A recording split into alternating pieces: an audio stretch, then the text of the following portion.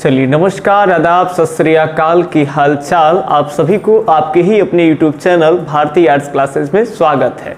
आपकी तैयारी कैसी चल रही है? हम उम्मीद करते हैं कि आपकी तैयारी बहुत ही बेहतर चल रही है, लेकिन फिर भी जो 2023 के बोर्ड एग्जाम देने वाले जो 12th आर्ट्स के विद्यार्थी हैं उनके लिए हम लोग एक कोशिश किए हैं कि शाम के 5 से 6 क्वेश्चन, जो क्वेश्चन कुछ होम साइंस से भी रहेंगे और हिस्ट्री से भी रहेगा, ज्योग्राफी से रहेगा और आपका पॉलिटिकल से, इतना भर आपके अंदर में ये एक अंडरस्टैंडिंग डेवलप हो जाएगा कि कौन सा क्वेश्चन जो है वो होम साइंस का है और कौन सा क्वेश्चन हिस्ट्री का है, और आप अपने प्रश्न को जो भी आपके एग्जाम में जो आपका पेपर है वो पेपर को देख करके आराम से बना पाए। तो 4-5 क्वेश्चन हम डेली आपके रिवीजन के लिए लेकर के आएंगे। शाम के 6:30 बजे से 7 बजे तक वीडियो अपलोड कर दिए जाएंगे। आप लोग प्रतिदिन आकर के मेरे चैनल पे देखा करिए, और अभी तक जो लोग सब्सक्राइब नहीं किए हैं कृपया करके आज चैनल को सब्सक्राइब कर लीजिए। तो आइए हम आज के सीरीज को शुरू करते हैं, और आपके सामने पहला सो प्रश्न है, याद रखेंगे ये प्रश्न देख पा रहे हैं आप, गुप्तों के काल में कौन चीनी यात्री भारत आए थे? सबसे पहले आपको बताना है दोस्तों कि जो गुप्त काल का जो ये क्वेश्चन है, क्या ज्योग्राफी का है, हिस्ट्री का है, पॉलिटिकल का है, या होम साइंस का है? तो आप सब जानते हैं, नहीं जानते हैं तो जान लेंगे कि ये जो क्वेश्चन आप देख रहे हैं ये क्वेश्चन हिस्ट्री का है। ये क्वेश्चन किसका है? तो हिस्ट्री का है। चलिए हिस्ट्री का एक पहला क्वेश्चन, गुप्तों के काल में कौन चीनी यात्री भारत आया था? पहला आपके सामने ऑप्शन है वेनसांग, दूसरा है फाहियान, तीसरा है इतिसिंग और चौथा है वान वेंट। तो आपको बताना है, तो जल्दी से फटाफट कमेंट बॉक्स में करेंगे। अभी हम लोग सब क्वेश्चन पहले एक बार दिखा दे रहे हैं, उसके बाद आपका कमेंट में आ जाना चाहिए, तब तक आंसर पहला क्या ही होगा, ये भी होगा।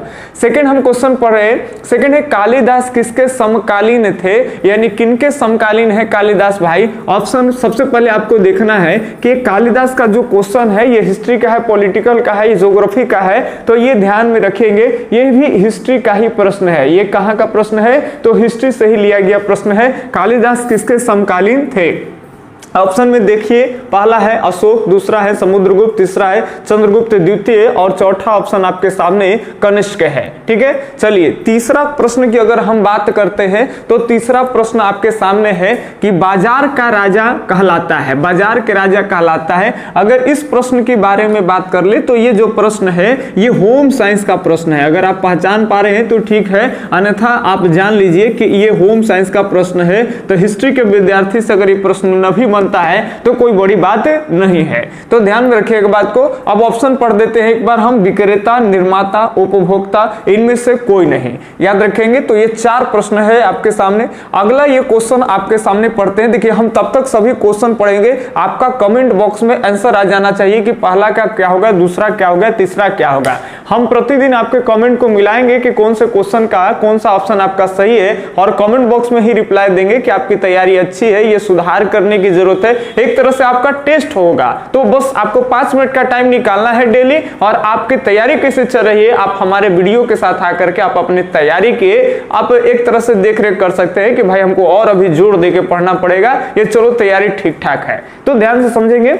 अगला चौथा प्रश्न आपके सामने है कि 1990 का दशक भूगोल के किस उपागम के लिए जाना जाता है? ये प्रश्न तो पढ़ने से ही पता चलता है ना कि ये ज्योग्राफी का प्रश्न है। ये कौन सा प्रश्न है? तो ज्योग्राफी का ये प्रश्न है। ठीक है, तो 1990 का दशक जो है भूगोल के किस उपागम के लिए जाना जाता है? ऑप्शन है उत्तर आधुनिकवाद, और दूसरा ऑप्शन है भाई आधुनिकवाद, तीसरा है संभववाद और चौथा है द्वैतवाद। ठीक है, और एक क्वेश्चन जो आपको घर से बना के लाना है, नहीं तो हम अगला दिन जैसी वीडियो में आएंगे तो इसका हम लोग आंसर सॉल्यूशन में लेके आएंगे। प्रश्न है, आप ध्यान से समझेंगे, भारत आने वाले 3 विदेशी यात्री एवं उनके यात्रा वृत्तांत का नाम लिखे। यानी 3 गो विदेशी यात्री के नाम लिखना है भाई, जो विदेश से आए हैं यानी विदेशी यात्री हैं, और उनका यात्रा वृत्तांत यानी जो ट्रैवलर डिस्क्रिप्शन होता है ना, यानी जो वो घूमने आए भारत में और भारत में क्या क्या चीजें देखे वो अपने किताबों में जो लिखते हैं, जिसको हम लोग वृत्तांत कहते हैं, तो उसको बताना है कि उनकी यात्रा वृत्तांत क्या है।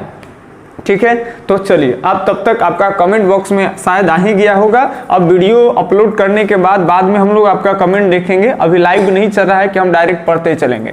तो चलिए हम पहले आपका आंसर मिला लें, आप एक बार भी चेक कर लीजिएगा। गुप्त के काल में कौन चीनी यात्री भारत आया था? तो यहाँ सही ऑप्शन हो जाएंगे फाहियान। सही ऑप्शन क्या हो जाएंगे? फाहियान। फाहियान के बारे में थोड़ी सी जानकारी आप रखेंगे कि फाहियान जो है किस गुप्त के काल में ये आते हैं, ये आपको कमेंट बॉक्स में बताना है कि कौन से गुप्त के समय में ये फाहियान भारत में आते हैं। चलिए ध्यान से सुनेंगे। तो जानकारी के लिए बता दें हम आपको 399 से लेकर करके और 414 ईस्वी के आसपास में ये भारत में रहेंगे फाहियान। और अब बड़ा आसान हो जाएगा, अब आपको चेक करना है कि इस समय में गुप्त के किसका शासन चल रहा था। अगला प्रश्न है, कालिदास किसके समकालीन थे? आपको बताना है कालिदास किसके समकालीन है। तो कालिदास जो समकालीन हो जाएंगे वो हो जाएंगे चंद्रगुप्त द्वितीय। चंद्रगुप्त द्वितीय जिसको कहते हैं विक्रमादित्य। इसमें हम लोग पढ़े थे ऑफलाइन के क्लास में कि यही चंद्रगुप्त द्वितीय जो है विक्रमादित्य की उपाधि धारण करता है।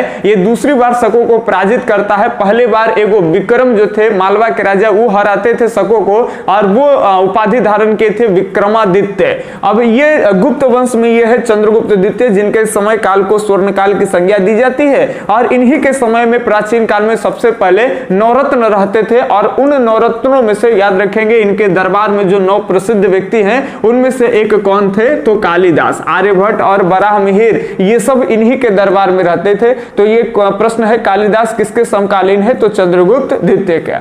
अगला प्रश्न है, ये होम साइंस का प्रश्न है भाई, उपभोक्ता संरक्षण से हम प्रश्न को लिए हैं। बाजार का राजा कहलाता है, बाजार का राजा कौन है? तो बाजार का राजा एक उपभोक्ता यानी कंज्यूमर होता है। यदि कंज्यूमर ही न रहे तो बाजार सब अधूरा है। बिना कंज्यूमर के बाजार जो है वो चल ही नहीं पाएगा। डिमांड सब कंज्यूमर से होते हैं। तो यही हो जाएगा तीसरा नंबर प्रश्न का सी ऑप्शन सही है। अगला 1990 के बात कर ले तो 1990 का दशक भूगोल के किस उपागम के लिए जाना जाता है? देखिए स्थानीय को हो, 1990 का हो, 1950 से 60 है। एक डिस्क्रिप्शन में एक ब्लॉग बना करके एनसीईआरटी दी है, बड़ा बढ़िया पढ़ने के लिए, आप वहां पढ़िएगा। 2-3 प्रश्न उठेंगे, ऑफलाइन में हम आपको पढ़ा दिए हैं, ठीक है। एनसीईआरटी आप जरूर फॉलो किया कीजिए जब आपको ज्यादा नंबर लाना है। केवल बाहरी फैक्ट्स ला करके बहुत सारे फैक्ट्स एक बार संग्रह कर करके और उसको पढ़ लिया जाएगा, वैसे आपका ज्यादा नंबर नहीं आएगा। वो समझिए एक तरह से रिवीजन होता है वैसे, ठीक है, जो हम आपको कराने का काम करते हैं। लेकिन रिवीजन में मेरा सारा प्रश्न एनसीईआरटी का होगा और आपके बुक का ही होगा, बाहर का फिजूल नहीं होगा। आगे 1990 के जो दशक में भूगोल के हम लोग अभी पढ़े कि ये भूगोल के लिए जाना जाता है भाई, भूगोल के किस उपागम के लिए? ये आपका आ जाएगा उत्तर आधुनिकवाद, उत्तर आधुनिकवाद। तो ये 4 नंबर प्रश्न के ए ऑप्शन सही है। अब आपके लिए क्वेश्चन देते हैं, ये ध्यान से सुनेंगे। भारत आने वाले 3 विदेशी यात्री एवं उनके यात्रा वृत्तांत को लिखे। चलिए हम आपको जानकारी के लिए इशारा भी कर दे, आपको ढूंढने में आसान हो जाएगा। देखिए 3 विदेशी यात्री, तो गुप्त काल में भी विदेशी यात्री आते हैं, मौर्य काल में भी विदेशी यात्री। मौर्य काल का एक विदेशी यात्री आप जानते होंगे और जिनका यात्रा वृत्तांत आपको जानकारी के लिए बता दें कि इंडिका है और आपको वहां से यात्री समझ में आ जाएगा।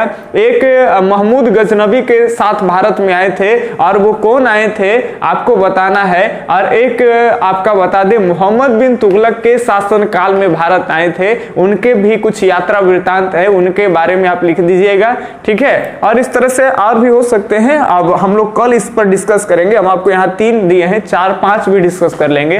तो वीडियो को अंत तक देखने के लिए आप सभी का हम आभार व्यक्त करते हैं और आप चैनल को प्लीज सब्सक्राइब कर लीजिएगा ताकि मेरा मनोबल बढ़ेगा और दोस्तों के साथ शेयर करिए। तो प्रतिदिन 5-10 क्वेश्चन की संख्या ऐसे बढ़ा भी रहेंगे और इस तरह से आपको नीट एंड क्लीन दिखाई भी देगा।